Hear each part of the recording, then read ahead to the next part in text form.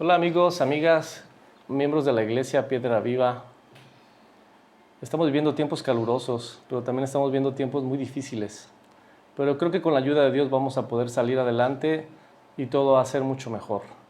Espero que estos días que han transcurrido hayan sido de gran bendición para tu vida y deseamos que los días subsecuentes sean mucho mejor con la ayuda de Dios para salir adelante.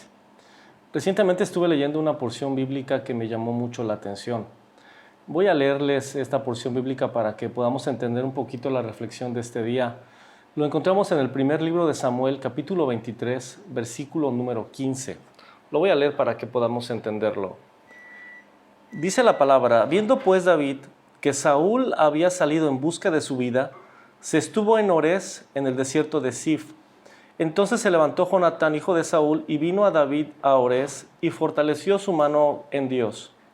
Y le dijo: no temas, pues no te hallará la mano de Saúl mi padre, y tú reinarás sobre Israel, y yo seré segundo después de ti, y aún Saúl mi padre así lo sabe. Y ambos hicieron pacto delante de Jehová, y David se quedó en Orés, y Jonatán se volvió a su casa.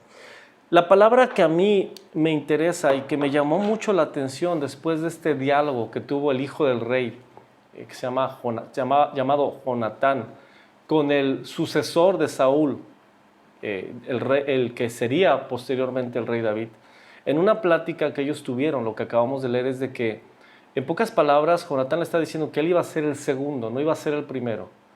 Y según la jerarquía o según la monarquía, el único heredero a poder recibir el trono, en este caso, el heredero a recibir el trono de Saúl, el rey vigente en aquel entonces, era Jonatán. Pero Jonatán sabía que Dios había escogido a David como el sucesor de su padre. Es por eso que él le dice que él sería el segundo. ¿Qué quiere decir con esto? Hace algunas semanas vi un partido de fútbol. Era un partido de confederaciones, países, clubes, ¿verdad?, de diferentes partes del mundo. Jugaron una copa de confederaciones, o no recuerdo cómo se llama. Ahí tuvo un país europeo, fue el que ganó la copa, ganó ese torneo. Y recuerdo que el equipo que quedó en segundo lugar, pues al momento de darle las medallas se las quitaron, no les gustó. En algunos casos, cuando es el segundo lugar, no se ponen la medalla de segundo lugar, o luego se hacen a un lado, o inmediatamente se van a los vestidores. ¿Qué quiere decir con esto? Esto quiere decir que no a mucha gente o no a muchas personas les gusta ser los segundos. Creo que nuestra naturaleza siempre nos llama o nos incita a ser los primeros. No es mala la competencia, no es malo el querer siempre ocupar primeros lugares, pero el tener el primer lugar o ser el primero conlleva muchos secretos o muchas responsabilidades que están ocultas. Es por esto que esta reflexión se llama: ¿te gustaría ser el primero o el segundo? ¿Qué te gustaría ser? La palabra dice que somos seguidores de Jesús. De hecho, cuando Jesús llamó a sus primeros discípulos, les hizo una invitación. En pocas palabras, les dijo: vengan. O, cambiando las palabras, podemos decir: síganme. Y nosotros, que creemos en Cristo Jesús como Salvador, somos sus seguidores. ¿Qué quiere decir con esto? Que Él es el primero y nosotros somos los segundos. Tú en tu casa, si tú eres papá, si eres mamá, si son ambos padres, ¿verdad?, tutores, mentores, que tienes hijos a tu cargo, nosotros que tenemos hijos somos los primeros, ¿verdad? Pero bueno, veamos un poquito acerca de este punto, acerca de ser el primero o acerca de ser el segundo. En ambos casos es muy recomendable tener, ¿verdad?, ser el primero, pero también aprender a ser el segundo. O, en pocas palabras, estar detrás de alguien. Si vemos el ejemplo de Jesús, nos vamos a dar cuenta que el primero siempre se va a sacrificar. Jesús fue el primero. Jesús le dijo a sus discípulos, síganme. No, Jesús siguió a los primeros discípulos. No, los primeros discípulos le dijeron a Jesús, sígueme. No, fue al revés.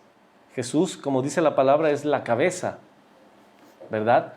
Y Él hizo la invitación para que lo siguieran. Si vemos el relato de la Biblia, los evangelios, nos vamos a dar cuenta que Él se sacrificó. Si tu postura como padre, como madre, es ser el primero, son los primeros, deben de ser los primeros, ¿verdad? Deben de tener una actitud o un espíritu de sacrificio. El primero siempre se va a sacrificar. ¿Para qué? Para que los que vienen detrás de él desarrollen todo su potencial y puedan desarrollarse a plenitud. Tienes en tu casa hijos, o tal vez en tu casa tú eres el encargado de la educación o de la mentoría o de la instrucción de tus nietos. Entonces, estás mostrando un espíritu de sacrificio. En muchos matrimonios, conocedores de la palabra de Dios y aún no conocedores de la palabra de Dios, el varón siempre quiere tener la jerarquía. ¿Qué quiere decir con esto? Que quiere ser el primero. Pero en gran parte o en muchos casos, esa persona que quiere ser el primero tiene muy poco o su espíritu de sacrificio es muy pobre. ¿Qué quiere decir con eso? Que si queremos ser los primeros, eso quiere decir que tenemos gente atrás de nosotros y debemos de sacrificarnos. Si queremos que las cosas, si queremos que nuestras familias caminen en plenitud, debemos de tener un espíritu de sacrificio. Por otra parte, ¿verdad? También podemos darnos cuenta que el ser el primero no indica que siempre vamos a ser servidos, sino lo contrario. Jesús nos enseñó algo muy importante. Nos enseñó a servir.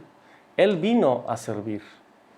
Recuerdo una plática que está ilustrada en la Biblia acerca de los dos hermanos, Juan y su hermano Jacob, que estaban ahí discutiendo. Viene la mamá y le pregunta a Jesús que quién estaría a su izquierda y a su derecha. En pocas palabras, el pleito era de que quiénes iban a estar después de Jesús.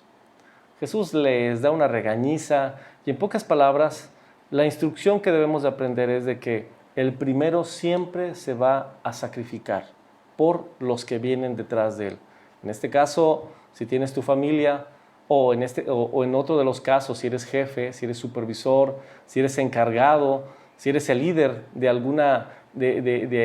en alguna empresa o tienes a tu cargo personas, quiere decir que tú debes de ser el que se va a sacrificar para que todos los que están atrás de ti puedan alcanzar su potencial. Así como en casa. No podemos enseñar o no podemos exigir que nos sirvan si nosotros no hemos enseñado ese espíritu de servicio. Jesús nos lo enseñó y debemos de aprenderlo. Jonatán tenía un espíritu de mansedumbre, un espíritu dócil. Y yo creo que Jonatán es una figura de lo que es la iglesia. David era el que sería rey.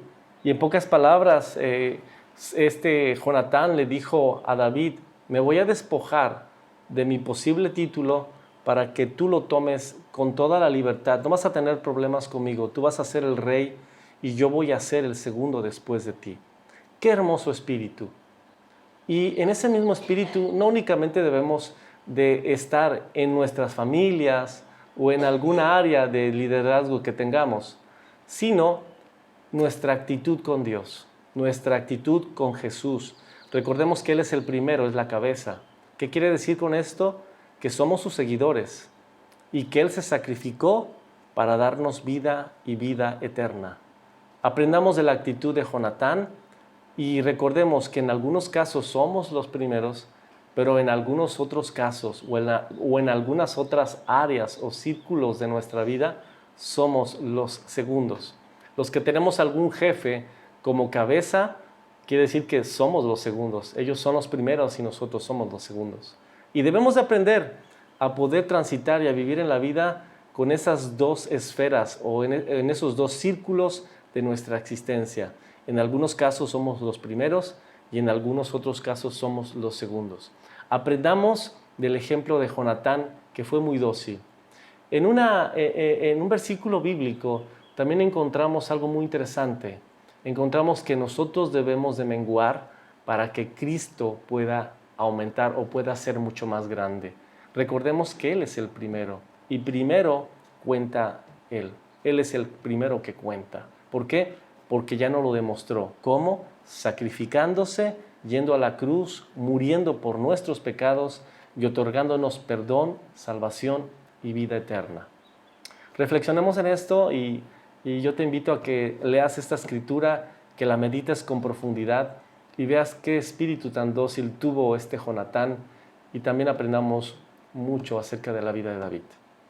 Querido amigo, hermana, mi más grande deseo es que esta reflexión haya alimentado tu corazón, haya alimentado tu alma y recordemos siempre esto.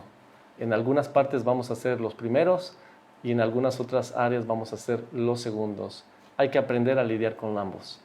Saludos y que tengas una excelente semana. Muchas bendiciones para todos ustedes.